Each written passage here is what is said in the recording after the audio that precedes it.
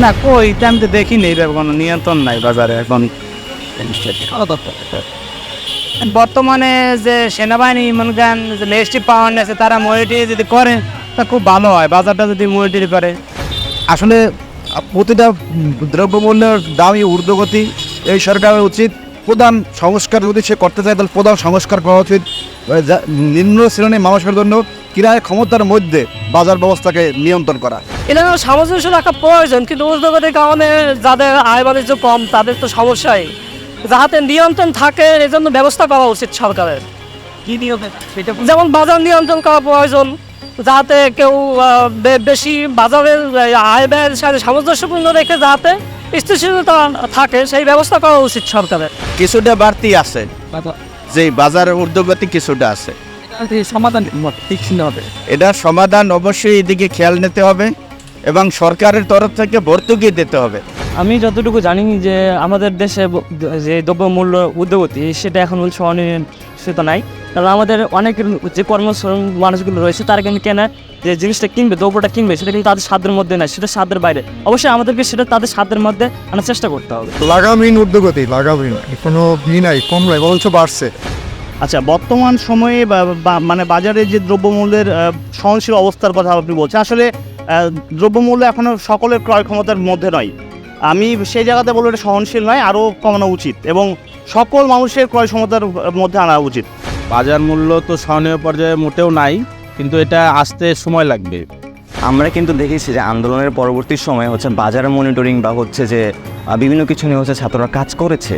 তা আসলে বিষয়টা হচ্ছে কি, ছাত্ররা আসলে কতটুকু কাজ করতে পারে এখানে কিন্তু হচ্ছে আমাদের যারা অভিভাবক বা গুরুজন আছে ওদের কিন্তু হচ্ছে আমাদেরকে সহায়তা বলেন বা প্রশাসনিক যে জায়গা থেকে যারা প্রশাসনের কেনার আছে বা হচ্ছে যে দায়িত্বপ্রাপ্ত আছে ওদের হচ্ছে আমাদের সহযোগিতা বা মূল দায়িত্বগুলো তাদেরই।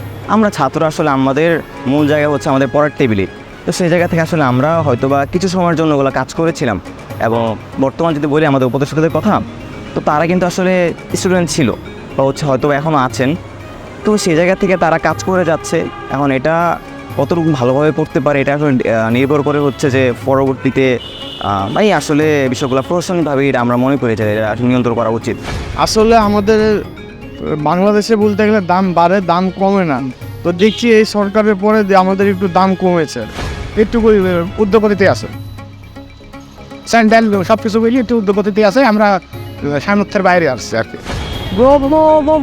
নিয়ন্ত্রণের যে ব্যাপারটা, এটা আসলে মানে আগে শুনছে যে চাঁদাবাজি হয়, এর জন্য ওই গ্রাম থেকে জিনিস আনলে ওই গাড়ির উপরে ভাড়া, চাঁদার উপরে ভাড়া, ওই জিনিসটার কষ্টটা উঠে জিনিসটার দামটা বেড়ে যায়। কিন্তু এখন শুনতেছি চাঁদা নাকি বন্ধ, আবার কিছু কিছু জায়গায় নাকি চাঁদা হয়।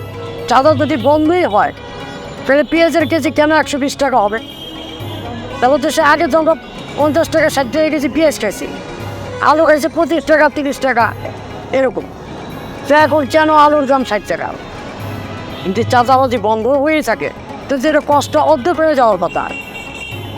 এই জন্য আমি বলতেছি এখন অ্যাকচুয়ালি কি একটা সরকার নতুন আসবে, তাকেও সময় দেওয়া দরকার, সেও সব কিছু বুঝে শুনে এই টোটালটা তারপরে সে কার্যক্রম শুরু করবে, এটাও আমাদের ধৈর্য ধরা উচিত। কিন্তু অ্যাকচুয়ালি কি আমাদের দেওয়ার পিঠ থেকে গেছে। কারণ আমি যদি 100 টাকা আগে ইনকাম করতাম, যেই টাকা দিয়ে সদাই কিনতাম, আর এখন এই 100 টাকা ইনকাম করে ওই জিনিসগুলো কিনতে পারি না। ডাল কিনতাম 80 টাকা, এখন ডালের কেজি 120 টাকা। তা আমরা কীভাবে করবো? এর জন্য দ্রব্যমূল্যের যদি নিয়ন্ত্রণ আনা হয়, আমরা যদি মনে করেন যে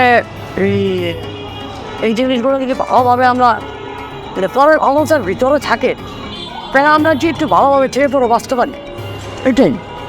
এই মুহূর্তে বাংলাদেশের প্রধান সমস্যা হচ্ছে, আমি যেটা মনে করি, দ্রব্যমূল্যের ঊর্ধ্বগতি। এই ঊর্ধ্বগতিটা যদি একটু সাধারণভাবে যদি একটু নিম্নবিত্তদের জন্য একটু কমানো যায় তাহলে সেক্ষেত্রে অনেক ভালো হবে। আমরা সাধারণত আগে আমরা গরুর গোশ খেয়েছি 30 টাকা কেজি, 40 টাকা কেজি, সেই গোশগুলো এখন হচ্ছে প্রায় 700 টাকা 800 টাকা কেজি।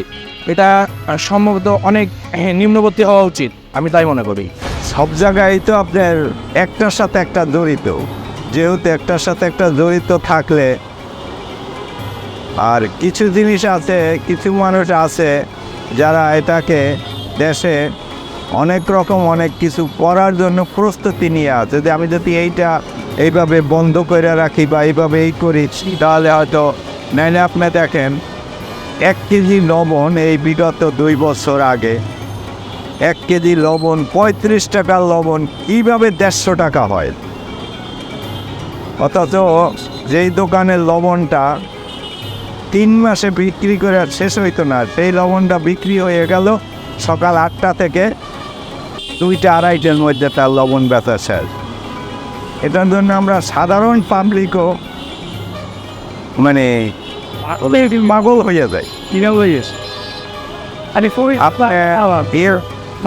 এর আগের আর একটা কথা বলি, 80 টাকার গোঁদ যখন 120 টাকা হইল, আগের দিন গোস নিলাম 80 টাকা, পরের দিন গোস কিনতে গেলাম ওখানে যাইয়ে দেখি 120 টাকা।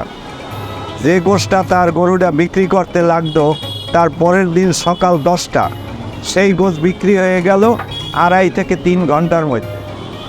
এটার জন্য দায়ী আমরা সাধারণ পাবলিক। অথচ একটা লোক যদি ওখানে দাঁড়াইয়া বলতো যে দেখ কালকে বেচলি গোস 80 টাকা, আজকে 120 টাকা, কেন? কারণ দেখা। কারণটা কি? একটা জিনিসে ডাবল তো হইতে পারে, কি কারণ? কারণ দেখা। কেউ 1 কেজি গোস আপনারা কিনবেন না, ও গোস 120 টাকা কার কাছে বিক্রি করে দেখবো, ও কারণ দেখাবে তারপরে গোস কিনবি। তাহলে কি হয়েছে? এই জিনিসপাতির দাম এটা সাধারণ পাবলিক যদি ইচ্ছা করে তাহলে এটা নিয়ন্ত্রণ রাখতে পারে। সরকার তো বহু চেষ্টা করছে, কোনো লাভ হয় না। আমি মনে করি যে সহনীয় পর্যায়ে নাই। বিগত সরকারের আমলে দ্রব্যমূল্যের যে অবস্থা ছিল, এই সরকার আমলেও দ্রব্যমূল্যের একই অবস্থা আছে। দ্রব্যমূল্যের যে ঊর্ধ্বগতি, সেই ঊর্ধ্বগতি নিয়ন্ত্রণে, সিন্ডিকেট নিয়ন্ত্রণে এখনও এই অন্তর্বর্তীকালীন সরকার খুব একটি কার্যকর ভূমিকা পালন করতে পারেনি।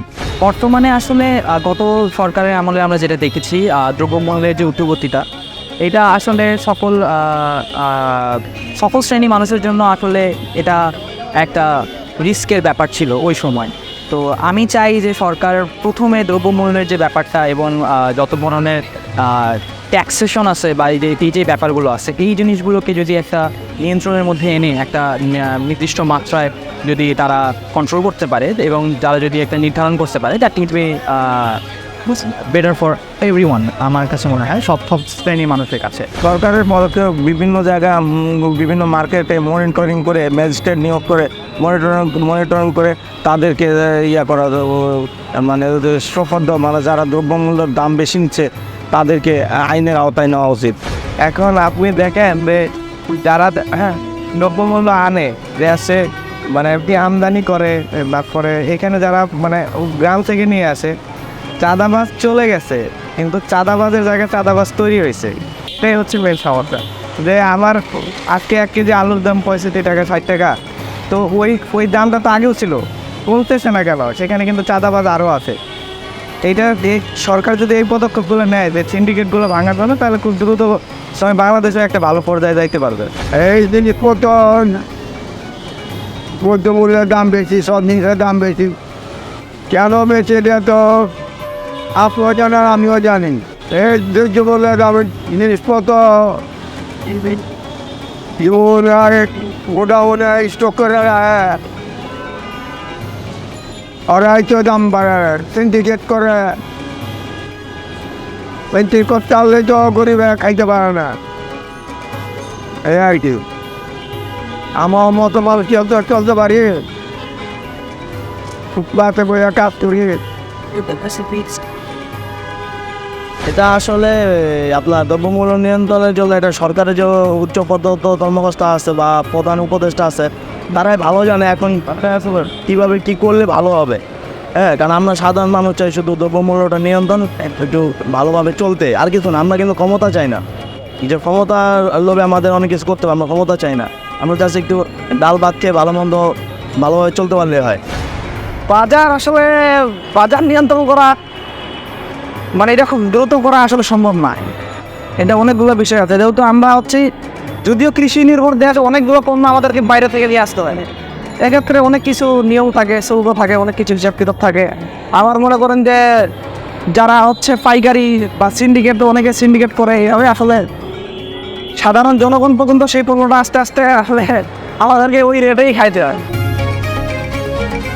পাবলিক রিঅ্যাকশনে আপনার মতামত দিন। আপনার মতামতই পারে দেশ গঠনের নতুন পথ দেখাতে। পাবলিক রিঅ্যাকশন, দেশ গড়ায় আপনার মতামত।